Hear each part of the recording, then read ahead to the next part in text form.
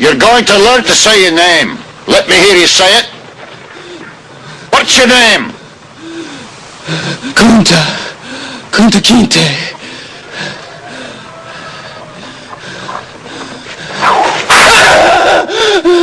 When the master gives you something, you take it. He gave you a name. It's a nice name. It's Toby. God creates in the book of Genesis. But now, thousands of years after the Bible was written, science has confirmed the essence of its story. There was one man whose DNA survives in every man on earth today. His Garden of Eden was likely East Africa. Other humans came before him, but only after him did we become truly modern. Scientific Adam unites all men today.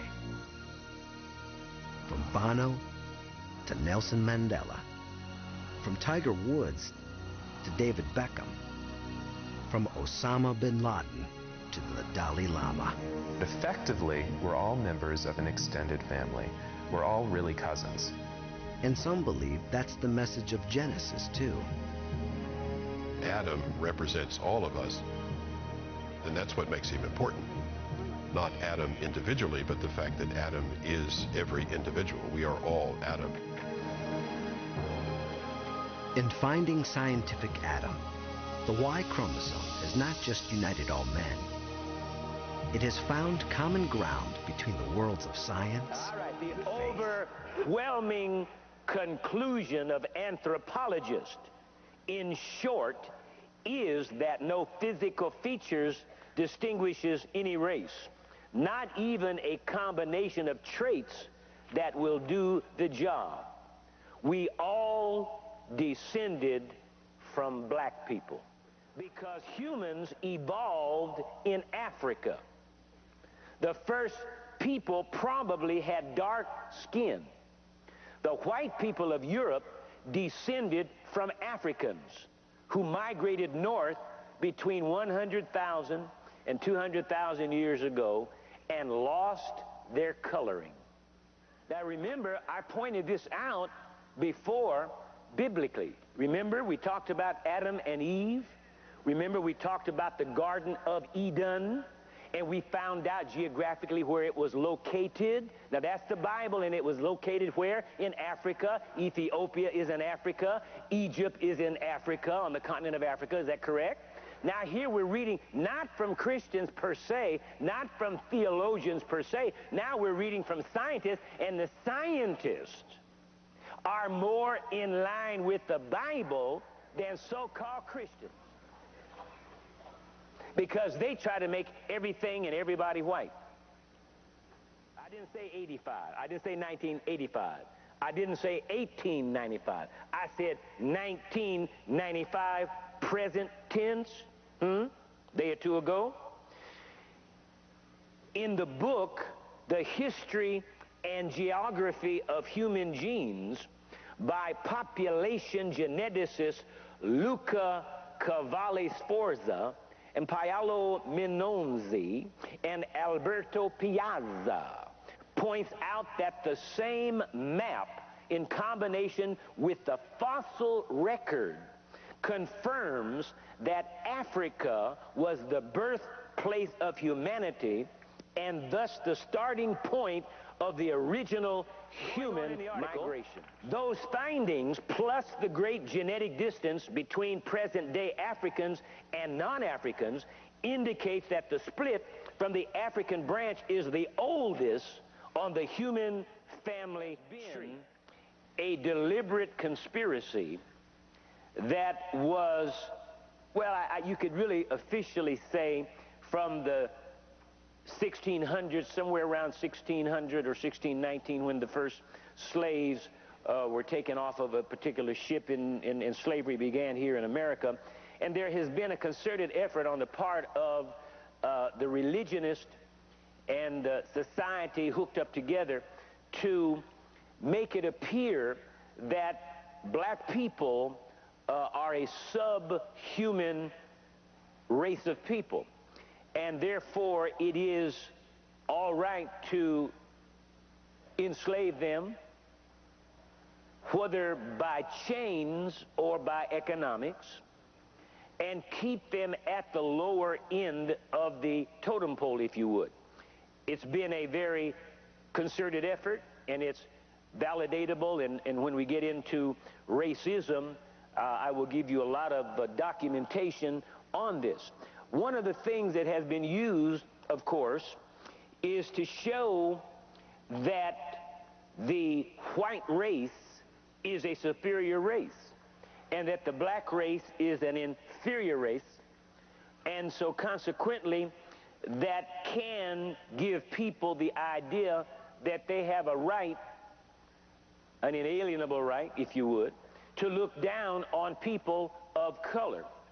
But as we looked at it last week, and as we're going to look at it this week, we're going to find out just the opposite.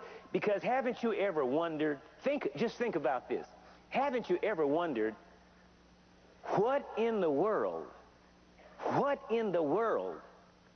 have black folks done to other people in human history to deserve to be treated like the dirt we have been treated like? You know, I mean, has it ever, why in the world of all the people, what have we done? And actually, when you go back and look at the record, do you know what we've done? We have been born black. The whole thing is this exterior color of our skin.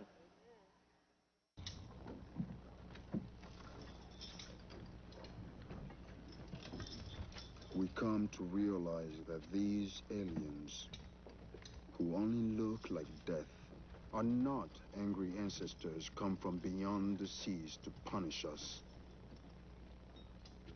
For this to happen, we would have to be sinners. But there must have been some great transgression to have caused this slavery part, this black history told by the prophets, this is only fit us, sisters and brothers. See, the Lord, the Lord told, this Bible is given by the Lord, but it's our history. Because what the Lord said was going to happen to us has happened to us and no one else. We have a lot of people that have migrated in all over the whole world, but we are the only one in this entire hemisphere that was brought here against our will. And that wasn't no accident. The Lord called this thing. Now the Lord gave Israel some blessings if they do right, and he gave them some curses if they do wrong.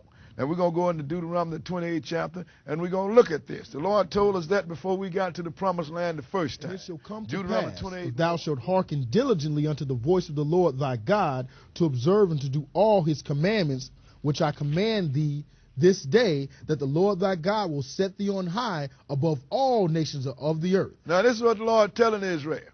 If you do what I tell you, keep my commandments, you're going to be set on high above all nations. That is a high position, ain't it? Go ahead and read. And all these blessings shall come on thee and overtake thee, if thou shalt hearken unto the voice of the Lord thy God. He said, now this blessing, Lord, is going to bless you, and these blessings are going to overtake you. Let's look at some of these blessings. Skip down to verse 12 and go ahead. The Lord shall open unto thee his good treasure, the heaven, to give the rain unto thy land in his season, and to bless all the work of thine hand, and thou shalt lend unto many nations, and thou shalt not borrow. So the Lord is going to bless you so. You're going to be on the top, and you are going to be the money lenders. You're the one that's going to be lending to everybody else, and you ain't going to have to borrow from nobody. He said, this is the way it's going to be if we keep his commandments. Go ahead and read. And the Lord shall make thee the head and not the tail, and thou shalt be above only, and thou shalt not be beneath. And that's a big position. You're going to be the head and not the tail, and you're going to be above only. That is a big position, sister and brother. Whatever happened, you will always be above. Go ahead and read. If that thou hearken unto the commandments of the Lord thy God, which I command thee this day, to observe and to do them. Now, he said, if you hearken to do them. But then there's another side to this too. Skip down to verse 15. Go ahead. But it shall come to pass, if thou wilt not hearken unto the voice of the Lord thy God, to observe and to do all his commandments and his statutes, which I command thee this day, and all these curses shall come upon thee and overtake thee. Now he said, if you don't do what I say, all these curses going to come up on you and overtake you. Go ahead and read. Cursed shalt thou be in the city, Uh-huh. and cursed shalt thou be in the field. So no matter where you find yourself, you're going to be cursed. Out of all the people in this whole hemisphere, you be the one that something's most likely to happen to you. If you're in the city, you're cursed. If you're in the field, you're cursed. Skip down to verse 25 and read it. The Lord shall cause thee to be smitten before thine enemies. Uh-huh. Thou shalt go out one way against them, and flee 7 ways before them. And that's what the Lord did. Go ahead and read. And shalt be removed into all the kingdoms of the earth. Now, he didn't say you're going to migrate, sisters and brothers. You're going to be removed. That means that somebody else is going to take you where you end up, and it's against you. And he's going to remove you. He said you're going to be removed into all kingdoms of the earth. So wherever you find a nation, you have an Israelites around there.